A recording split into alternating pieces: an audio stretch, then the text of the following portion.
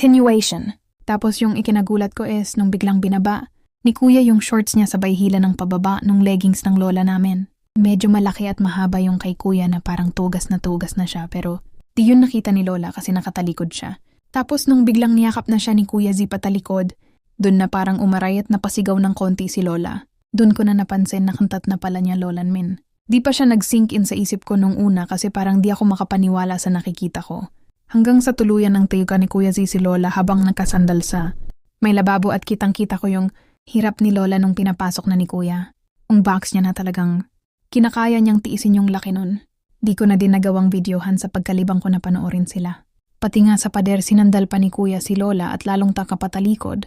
Kulang na lang talaga patungan niya si lola dun sa likod. Di kasi kita dun kung di mo sisilipin talaga. Hanggang sa natapos nilang sila na hindi hinugot ni kuya yung kanya. Malamang sa loob ni lola niya pa yon ipintek. Umalis agad ako sa bintana after nun nila kasi baka makita pa ako malaman pang nakita ko sila. Pero after nung nangyari na yon, madalas ko pa rin sila nakikita sa pwesto na yon. Halos araw-araw nila ginagawa. Di ko lang sinumbong kasi ayokong mapagalitan. Kaya hanggang ngayon akala nila walang nakakaalam ng ginagawa nila. And hinayaan ko lang. Di naman na siguro mabubuntis ni Kuya Z si Lola kasi nasa 50 plus na din si Lola. Si Kuya pala is 20 tapos ako naman 18. Pa-advise na din po kung dapat ko ba isumbong yung nakita ko. Follow for more kwento.